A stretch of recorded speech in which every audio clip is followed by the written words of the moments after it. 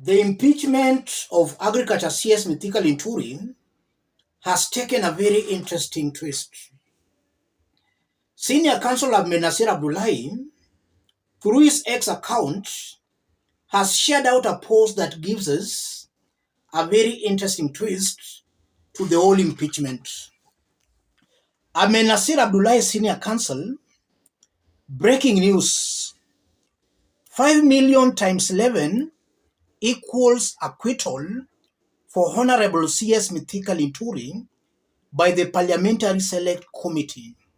That is Kenya for you, a fucking charade. That's Ahmednassir Abdullahi. This is a post he shared about 5 hours ago as I speak. Looking at this post, Senior Counsel is just trying to insinuate that out of the 11 committee members of parliament who are actually trying to investigate Linturi, each one of them is going to pocket 5 million, after which they will acquit Linturi. I want us to put this into perspective for Kenyans to understand where the truth is in all this. Because Ahmednassir Abdullahi is also a person who cannot be trusted. Where is the truth in this? If you are watching us but you are not yet subscribed, subscribe in order not to miss our next analysis. Let's continue.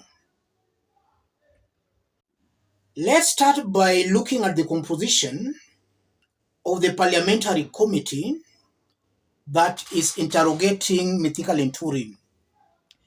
Those from Kenya Kwanza are Naomi Wako Marsabit, woman rep, Samuel Chepkonga Ainabkoi, George Murungara Tharaka, Jane Maina Kirinyaga, women rep, Moses Injendi Malava, and Kasim Tandaza Matuga. Those are from Kenya Kwanza. The committee is 11-member committee. Already Kenya Kwanza are 6 members. So already there are a majority in that committee. Those from Azimio are Robert Mbui Kadhiani, TJ Kajwang Ruaraka, Catherine Omanyo, Busia Woman Rep, and Yusuf Farah, Wajir West. Rachel Nyamai, Kitutu South, represents Jubilee Party. The Jubilee Party member is already leaning towards Kenya Kwanza. So Kenya Kwanza in that committee has 7, Azimio has 4.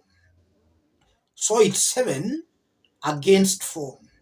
So if that committee was to vote along party lines, then already Kenya Kwanza has a say. If the 6 members together with the Jubilee are now 7, if they vote to save Linturi, they will carry the day at the committee stage. That's something that should be made very clearly. This 5 million Senior Counsel is talking about, I believe that 5 million is meant for the 7 committee members. Because looking at somebody like Robert Mbui Kadhiani, TJ Kajwang Ruaraka, Catherine Omayo Busia, and Yusuf Farah Wajir West, I don't think William Ruto can buy those ones. These have been the fiercest critics of this regime. So if money is to exchange hands, then I don't see why Kenya Kwanza can waste their money buying Azimio leaders while already they have a majority, 7-4.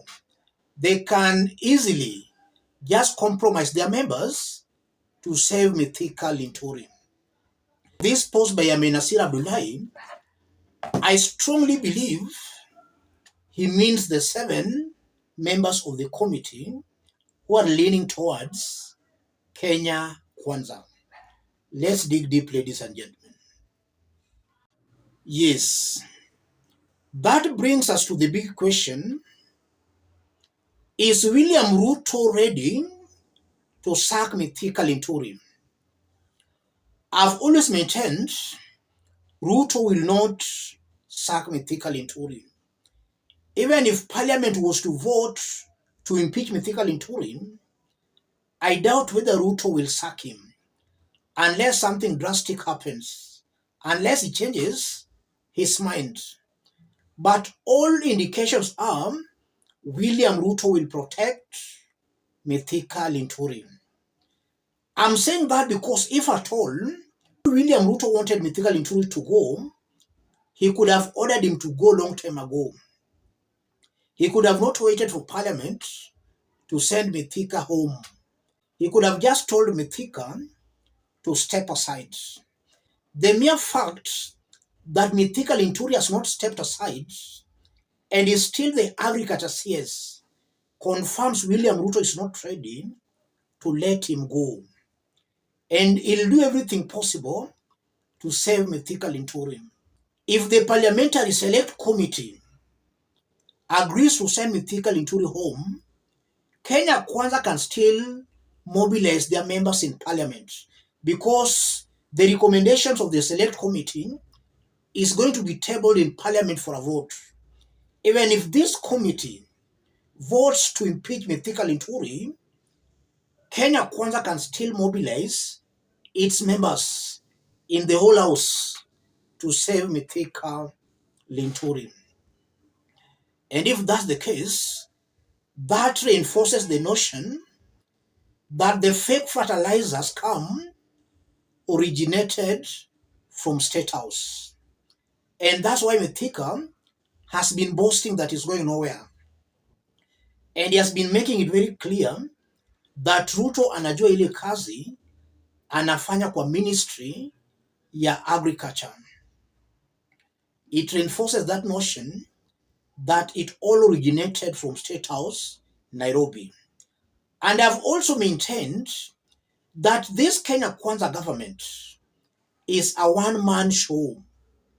No major decision is made in this government without State House approval, especially when it comes to these tenders with huge sums of money. State House has to sanction it. So Mithika, in my honest opinion, might be saved. But if at all he is not saved, then it's clear William Ruto has betrayed Mithika Linturi. And we also know that betrayal is part and parcel of politics. Let me stop it there. If you are watching us but you have not yet subscribed, subscribe, give the video a like. Those watching us outside Kenya, drop a comment, let us know from which part of the globe you are watching us from. If possible, subscribe, give the video a like. Thank you.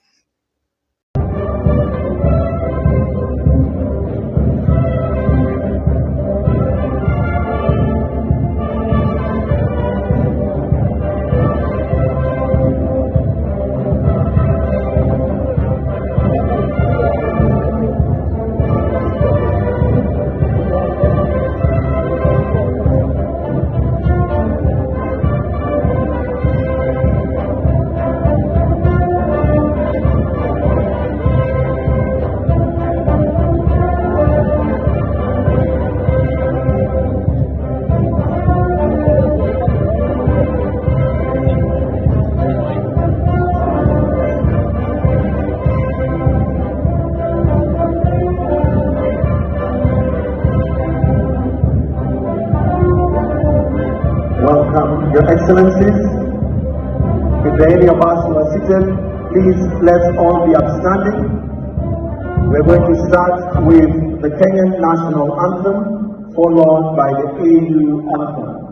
The Kenyan Anthem.